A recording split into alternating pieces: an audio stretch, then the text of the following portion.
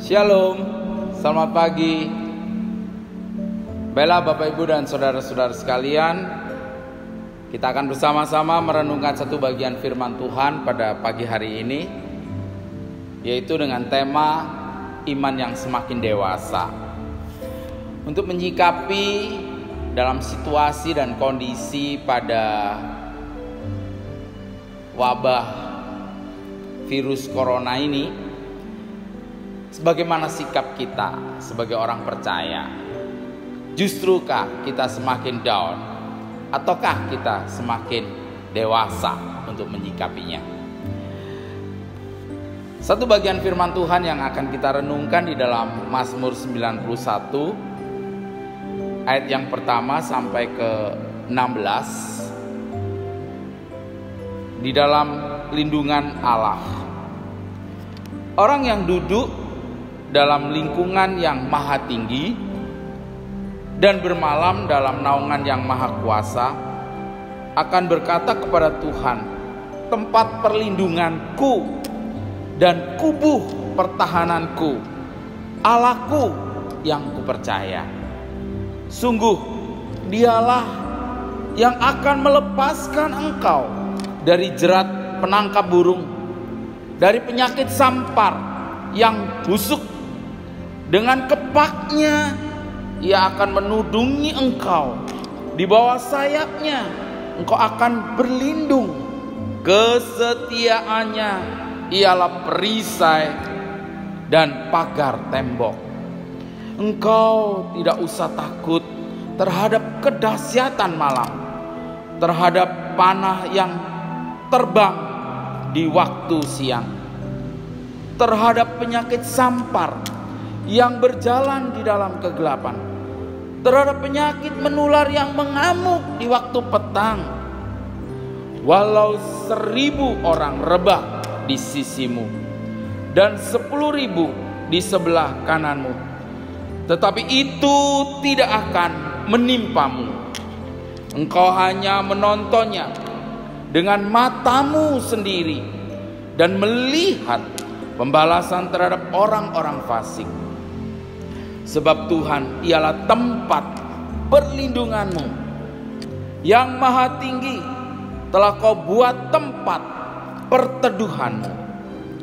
Malapetaka tidak akan menimpa kamu, dan tulah tidak akan mendekat kepada kemahmu. Sebab malaikat-malaikatnya akan diperintahkannya kepadamu untuk menjaga engkau di segala jalanmu.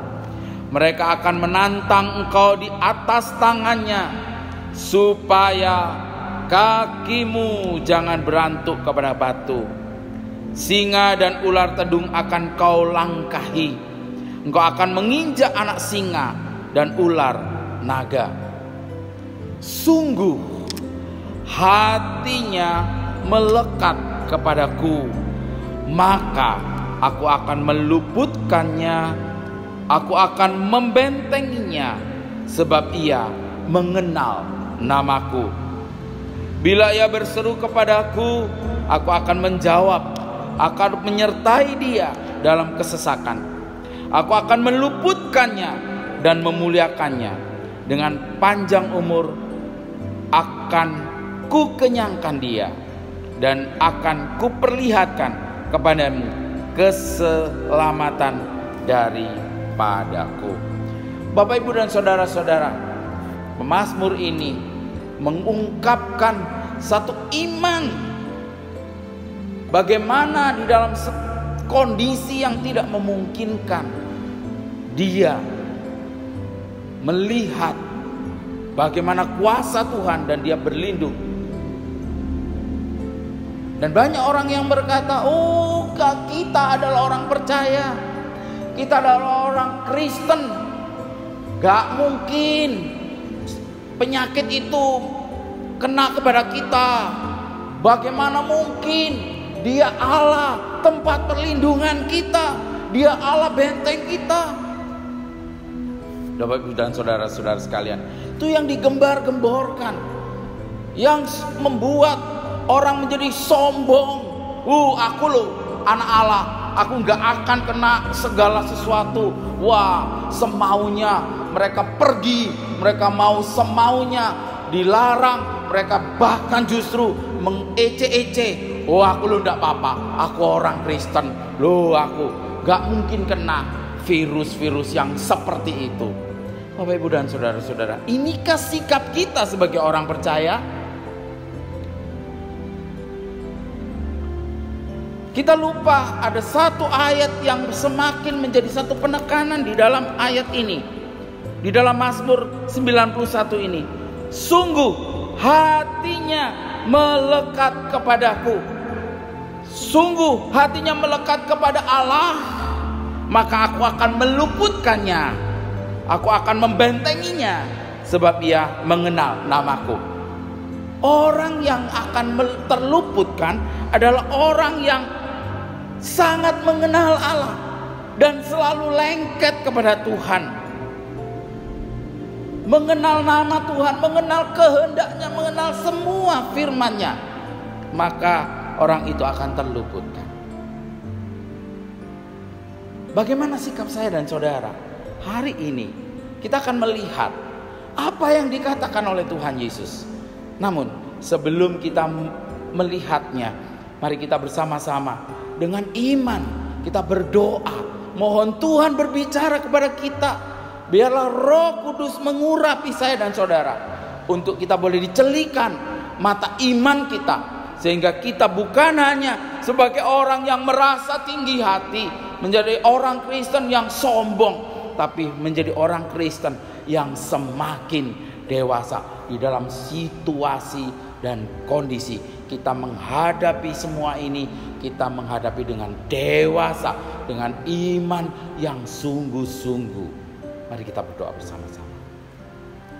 Bapa di dalam surga, kami berdoa dalam nama Tuhan Yesus Kristus, dan di dalam kuasa pertolongan dan pimpinan Roh Kudus.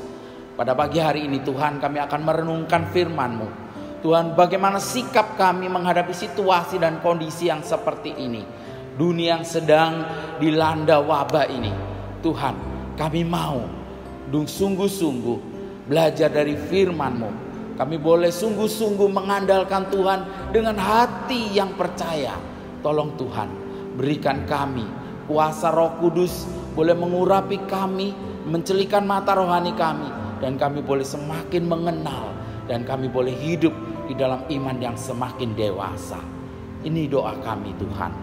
Kami siap mendengar. Dalam nama Tuhan Yesus kami berdoa. Amin. Kita akan melihat satu bagian firman Tuhan, yaitu bagaimana Tuhan Yesus menanggapi akan iman yang harusnya sebagai orang-orang yang percaya kepada Dia. Di dalam Yohanes 15 ayat 1 sampai 8, yaitu dengan tema pokok anggur yang benar. Yohanes 15 ayat 1 sampai 8 dikatakan, Akulah pokok anggur yang benar, dan Bapakkulah pengusahanya. Setiap ranting padaku yang tidak berbuah dipotongnya, dan setiap ranting yang berbuah dibersihkannya, supaya lebih banyak berbuah. Kamu memang sudah bersih karena firman yang telah kukatakan kepadamu. Tinggallah di dalam aku, dan aku di dalam kamu. Sama seperti ranting tidak dapat berbuah dari dirinya sendiri kalau ia tidak tinggal pada pokok anggur, demikian juga kamu tidak berbuah jika kamu tidak tinggal di dalam aku. Akulah pokok anggur, dan kamulah ranting-rantingnya. Barang siapa tinggal di dalam aku dan aku di dalam dia, ia berbuah banyak. Sebab di luar aku kamu tidak dapat berbuat apa-apa. Barang siapa tidak tinggal di dalam aku, ia dibuang keluar seperti ranting dan menjadi kering. Kemudian dikumpulkan orang dan dicampakkan ke dalam api lalu dibakar. Jikalau kamu tinggal di dalam aku dan firmanku tinggal di dalam kamu, mintalah apa saja yang kamu kehendaki, dan kamu akan menerimanya. Dalam hal inilah Bapakku dipermuliakan, yaitu jika kamu berbuah banyak, dan dengan demikian kamu adalah murid-muridku. Bapak, Ibu, dan saudara-saudara, ditegaskan kembali akan Tuhan Yesus sendiri yang mengatakan dengan satu contoh yang sangat real, satu contoh yang sangat sederhana. Tuhan Yesus memakai analogi yang paling sederhana dan ada di lingkungan kita, yang ada di dalam setiap kehidupan kita.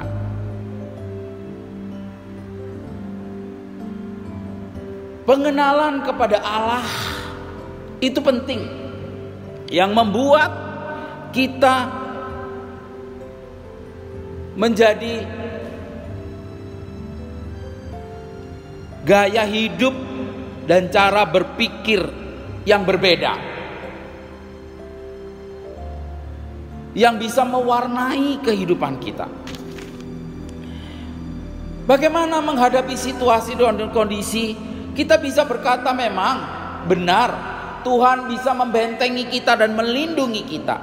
Tetapi kita jangan lupa bahwa kita harus dekat mengenal Allah kita,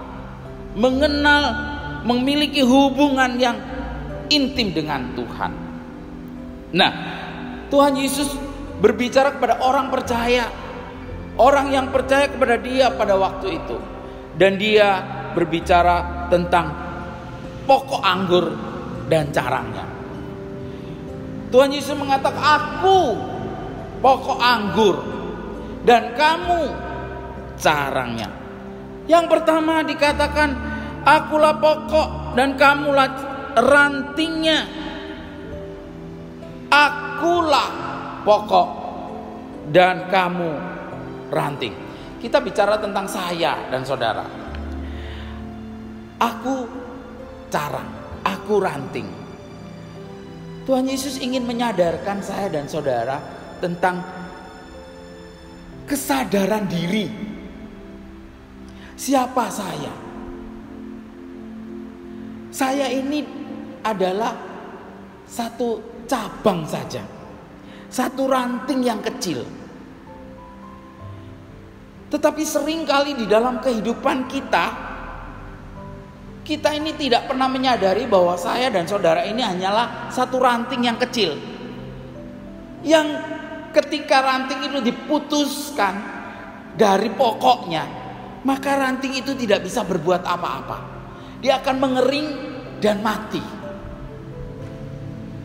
Di sini loh, siapa saya dan saudara ini. Sehingga kita berkata, Tuhan, saya tidak akan kena. Tuhan toh yang melindungi. Tuhan kita ini siapa?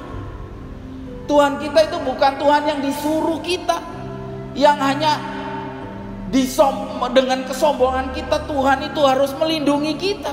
Bukan. Tetapi Tuhan menuntut kesadaran kita, oh saya ini carang, yang kecil, yang lemah, yang tidak bisa berbuat apa-apa. Dan saya harus bersandar kepada Tuhan. Saya harus melengket kepada pokok, yaitu Tuhan, yang menjadi sandaran kita, yang menjadi batu kekuatan kita. Jadi pengenalan kepada Tuhan sebagai Allah yang kita hidup darinya, sebagai Allah yang kokoh, yang kita tidak tanpa Dia kita tidak bisa berbuat apa-apa. Kita ini hanyalah carang. Posisi kita ini adalah carang. Bapak, Ibu, dan saudara-saudara, pengenalan kepada Tuhan menyadarkan dan mendewasakan kita. Dalam situasi kondisi seperti ini, kesadaran diri itu dibutuhkan. Seberapa kita nempel sama Tuhan, seberapa kita bersandar kepada Tuhan, seberapa kita ini berkomunikasi dengan Tuhan. Wong kadang-kadang kita ini hanya seminggu sekali ke gereja. Kita mendengarkan firman Tuhan itu hanya seminggu sekali kalau nggak ngantuk. Kalau ngantuk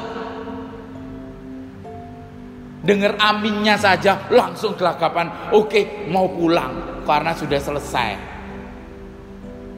Kita tidak pernah dengan serius berkomunikasi dengan Tuhan, mendengar firman Tuhan, membaca firman Tuhan, berdoa dengan serius. Dan saat inilah kita berdoa dengan serius. Seluruh Indonesia, orang-orang percaya, kita berdoa supaya virus ini cepat selesai. Dan ini loh komunikasi dengan Tuhan, membaca firman Tuhan, merenungkan firman Tuhan, berdoa dengan serius. Ini yang akan membangkitkan kita. Yang ada di rumah saja ini, kita bisa bersuka cita, bisa merasakan nikmatnya di dalam satu kebersamaan dengan keluarga, menikmati tidak stres, tapi bisa merasakan kebersamaan dengan Tuhan itu semakin banyak. Membaca firman Tuhan, merenungkan, menyanyi mungkin bersama-sama kalau ada di keluarganya yang bisa gitaran, nyanyi sama-sama memuji Tuhan. Menghilangkan itu, mendewasakan diri, menyadarkan diri bahwa kita adalah carang yang harus lengket. Tanpa lengket dengan Tuhan, kita tidak bisa mengatasi situasi dan kondisi yang sekarang ini terjadi.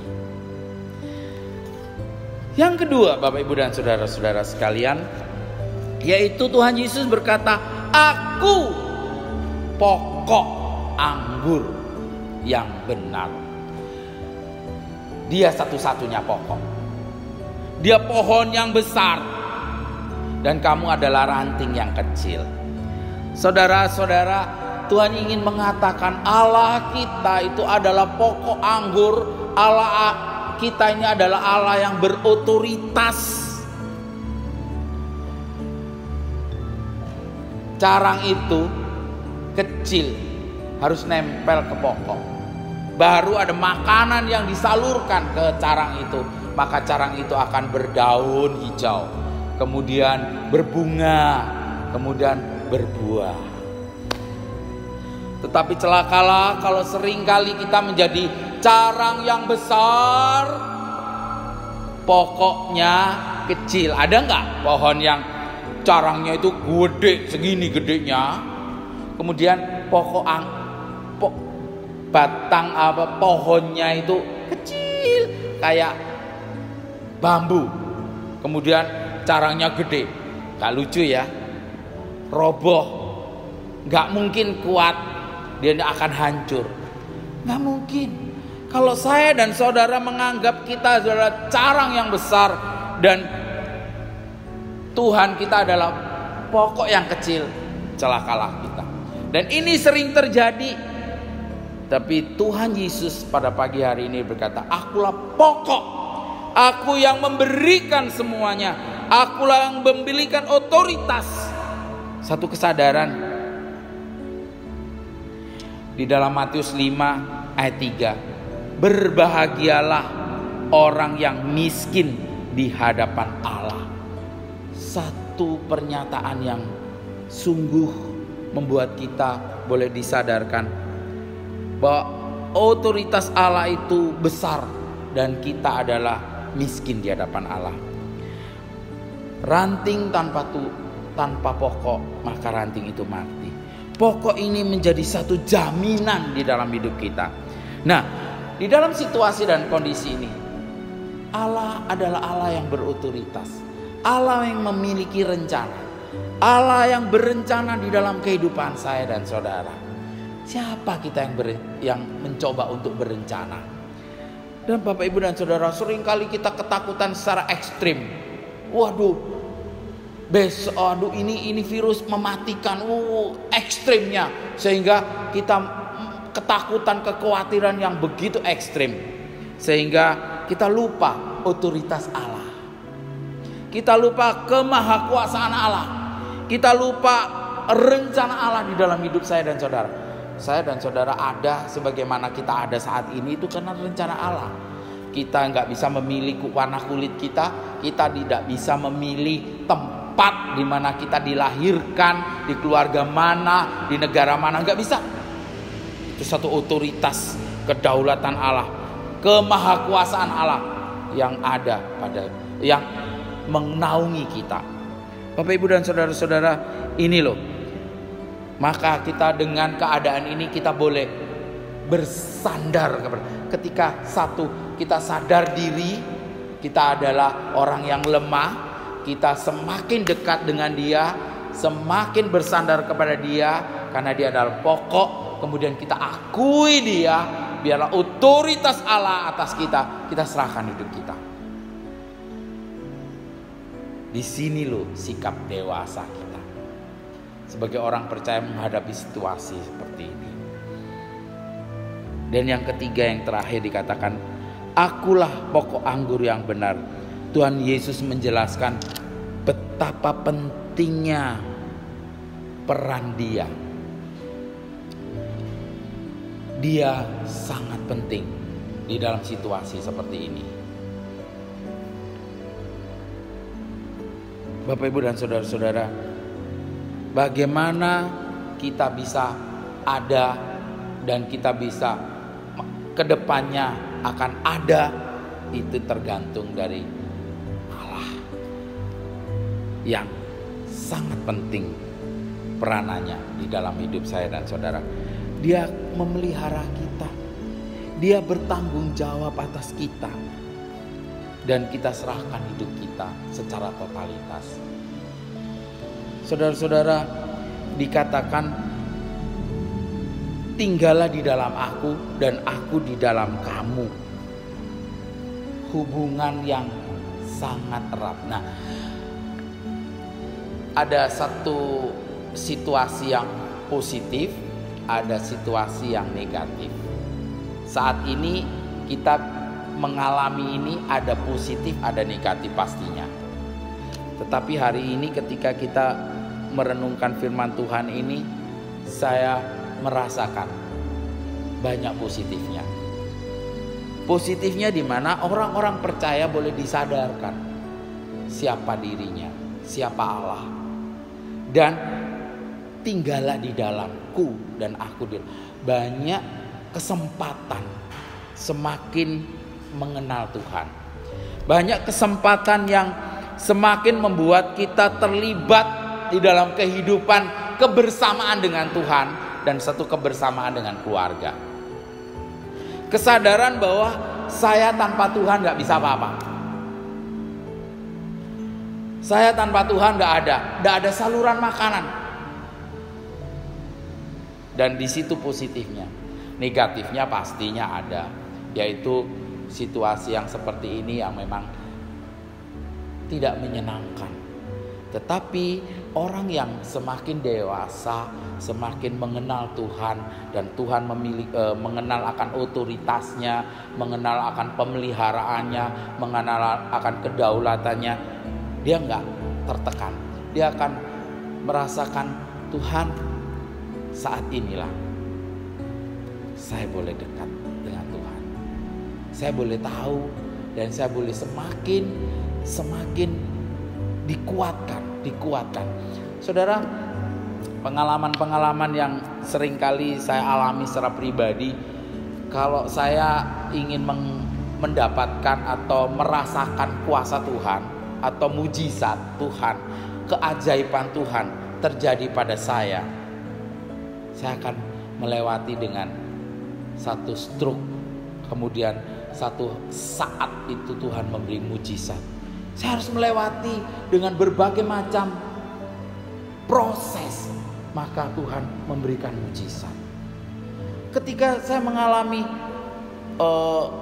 syaraf yang kejepit ini, saya mengalami penyakit, kesakitan yang sangat dahsyat.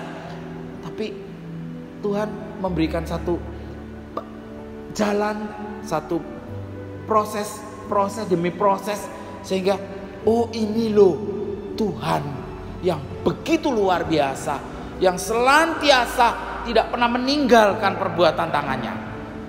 Jadi saat ini ketika situasi dan kondisi yang tidak memungkinkan atau mengkhawatirkan atau menekan atau membuat ketakutan, atau tidak menyenangkan. Justru ketika kita melewati, kita akan melihat bagaimana otoritas Allah, bagaimana kuasa Allah, bagaimana Allah yang memang Dia adalah pokok yang benar, dan kita ini carang-carangnya. Saudara, marilah kita mensyukuri kita di situasi beberapa minggu ini.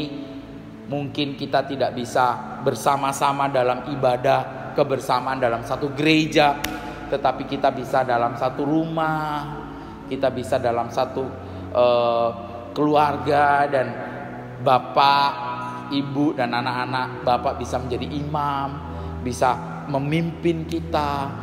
Itu satu kesempatan yang menyenangkan, yang akan sangat berarti bagi iman yang akan bertumbuh.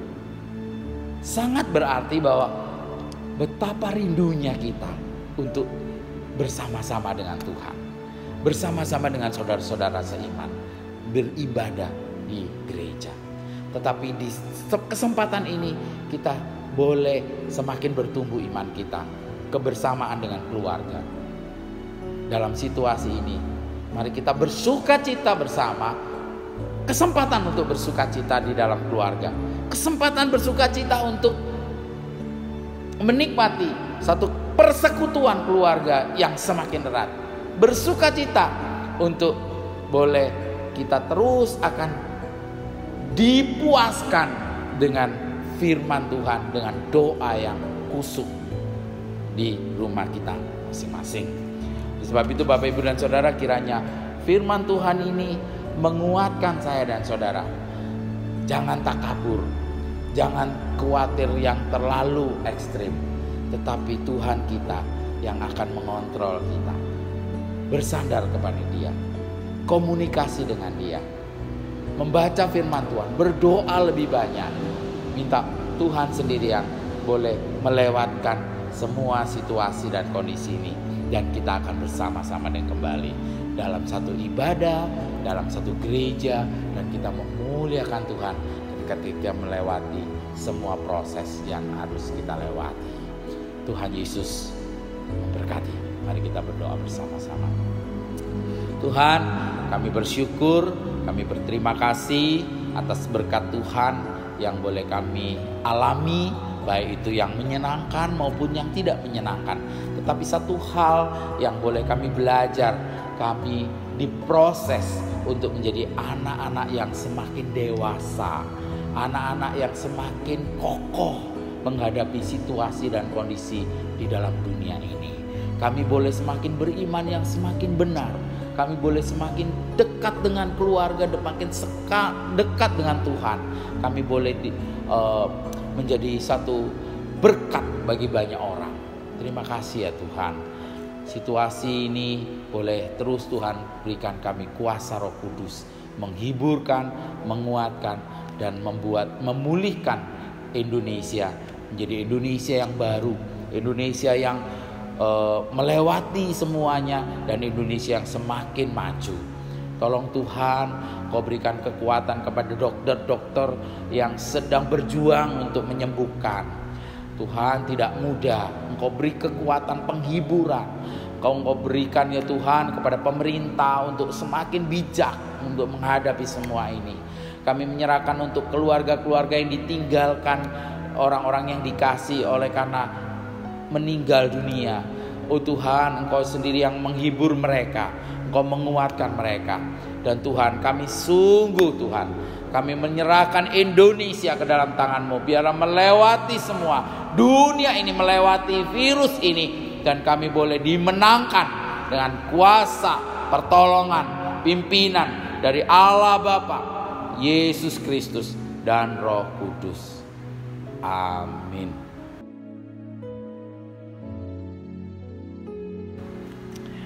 Bapak, Ibu, dan saudara-saudara, mari kita bersama-sama mengakhiri ibadah kita hari ini.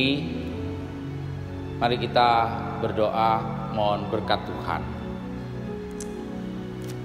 Kiranya kasih karunia, damai sejahtera dari Allah Bapa, Yesus Kristus, dan Roh Kudus turun menyertai saudara-saudara sekalian mulai saat ini sampai selama-lamanya. Amin.